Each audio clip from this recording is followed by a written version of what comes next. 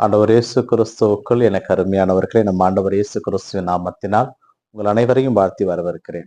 கடவுள் நம் சார்பாக இருக்கின்ற பொழுது எதை குறித்தும் நாம் அஞ்ச தேவையில்லை. கிறிஸ்து இயேசுவில் மிகவும் பிரியமானவர்களே, பாஸ்கா காலத்தில் 7வது வாரத்தில் வருகின்ற செவ்வாய்க்கிழமை நாம் இருக்கிறோம். இன்றைய வாசக நிகழ்வுகள் வழியாக நமக்கு சொல்லப்படுகின்ற செய்தி, முதல் வாசகமாக திருத்தூதர் பணிகள் நூலிலிருந்தும், நற்செய்தி வாசகமாக யோவான் நற்செய்தியிலிருந்தும் செய்தியில் கொடுக்கப்பட்டிருக்கிறது. இதிலே பவுல் தன்னுடைய இறுதி ஆசையை இறை மக்களிடம் அறிவிக்கிறார். தூய ஆவியார் எனக்கு அடிக்கடி கற்பித்துக் கொண்டிருக்கிறார். இன்னல்களும் சிறைகளும் வலிகளும் உனக்கு இருக்கிறது என்று. இனி நீங்கள் யாரும் எனது முகத்தை பார்க்க போவது கிடையாது. நான் உங்களிடமிருந்து பிரிந்து செல்ல இருக்கிறேன். நான் யாருடைய அழிவுக்கும் பொறுப்பு அல்ல.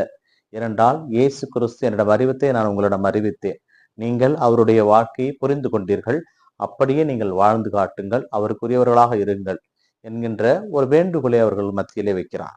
என் நற்செய்தி வாசகம் ஏறத்தாழ இயேசு கிறிஸ்து அவருடைய ஜெபத்தை நாம் பார்க்கின்றோம். வானத்தை எண்ணார்ந்து பார்த்து தந்தையிடம் அவர் வேண்டிக் கொள்கிறார். தந்தையே, நீர் என்னிடம் ஒப்படைத்தவர்களை எவரையும் நான் அழிவுற விடவில்லை. அவர்கள் புரிந்து கொண்டார்கள்.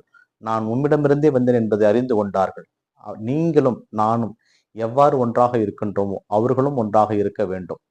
அதுதான் எனது விருப்பம். நான் இந்த உலகத்தில் இருக்க போவது கிடையாது. அதனால் தூய ஆவியாளரா துணையாளரை இவர்களுக்கு அனுப்பி உண்மையை நோக்கி இவர்களை வழிநடத்தும் என்று தந்தையிடம் இயேசு கிறிஸ்து ஜெபிப்பதை நாம் பார்க்கின்றோம். கிறிஸ்து மிகவும் பிரியமானவர்களே, நம்முடைய தேவையை கடவுள் அறிந்து நமக்காக ஜெபிக்கின்ற அந்த நிலையை தான் நாம் அவருக்குரியவர்கள் என்பதை அறிந்து கொள்ள முடியும். கடவுள் நம்மை தேடி வந்தவர், நமக்காக ஜெபித்தவர், நமக்காக வாழ்ந்தவர், நமக்காக உயிரை கொடுத்தவர், நமக்காகவே மீண்டும் எழுந்து வந்தவர். அப்படிப்பட்ட ஒரு கடவுளுடைய பிள்ளைகளாக இருக்கின்ற நாம் அவருடைய பிள்ளைகளாக இருப்பதை பெருமிதமாக கொண்டு வாழ அழைக்கப்படுகிறோம். தவறுகள் செய்திருப்பின், குற்றங்குறைகள் செய்திருப்பின், அவருடைய அன்பிலே நிலைத்திருக்க தேவையான ஆசிரியை கேட்டு ஜெபிப்போம். இந்த நாள் உங்களுக்கு இனிய நாளாகவே அமையட்டும். இறைவனே சென்று வாழ்த்து பெறுவாராக. ஆமேன்.